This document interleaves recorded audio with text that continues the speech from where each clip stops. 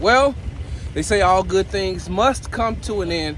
And right here at Jihad Field, Arrowhead Stadium, the season ended for the Houston Texans with a 23-14 loss to the Kansas City Chiefs.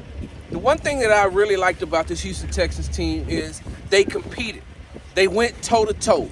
And just like the last game they had here in Week 16, they were within 1 point of tying the game and being toe-to-toe with the Super Bowl champions. But the one thing that you'll never be able to do as long as there's Andy Reid on the sideline, Patrick Mahomes at quarterback, and Travis Kelce at the tight end position, you're never going to be able to beat them when they get into rhythm. And on tonight, that's what you've seen.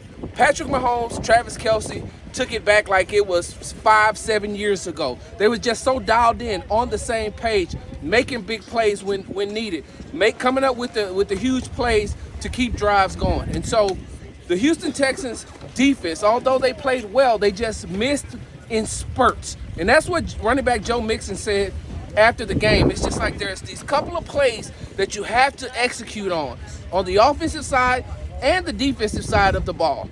And so the Houston Texans, the one thing that you've seen from them tonight was they battled and they competed. I know I sound like a broken record, but I have to repeat that. They battled and they competed. After the game, you went into that locker room, and there wasn't any sadness from the Houston Texans. There was just a bunch of disappointment because they felt like they were the better team tonight. If you look at the stats, they were the better team, but it's the score that they go by. That there was a lot of frustration, a lot of disappointment in that locker room, knowing that they were this close to going to their first AFC championship game. But in order to beat the champs, you got to beat the champs.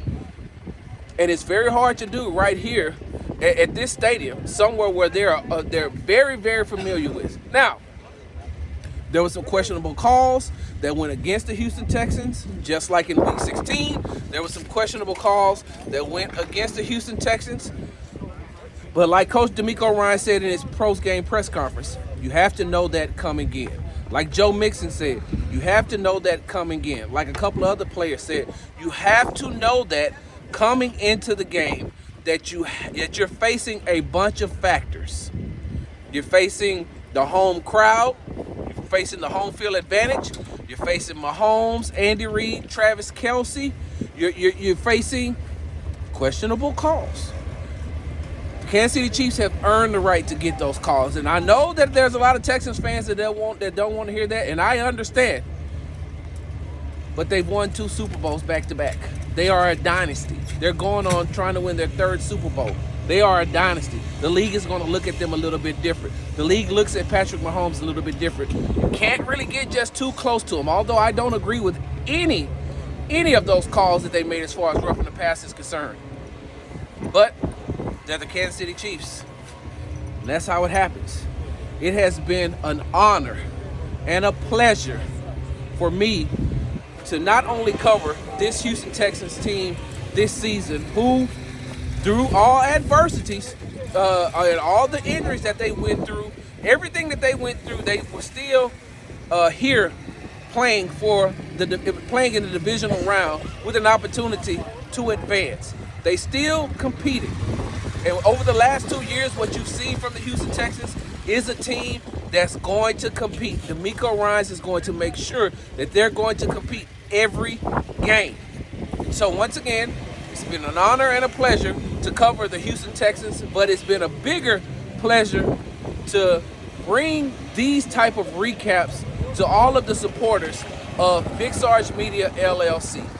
You all don't know how much you mean to me, how much you all keep me going, how much you fuel me, how much energy that you give me, even when I don't have the energy to do it. It's one of those things where even when I'm tired or even when I don't want to do anything, somebody will hit me up and be like, Sarge, what you doing today? Sarge, what you got? Sarge, we're waiting on you. What you got? Who said what in the locker room? Did you hear this? Did you hear that? What do you know? I appreciate that because that fuels me and that keeps me going. And to be an independent company like this, to be an independent entity like this, that means a lot for you all to support me. I only ask now that you continue to support me throughout the rest of the off season as we go into the combines and come back into the draft, and we go back into mini rookie camp and OTAs leading up to training camp, the preseason, and then the regular season where we'll get to do this all over again. So I really do appreciate everything. For the last time of the 2024-2025 NFL season, Big Sarge, I'm out.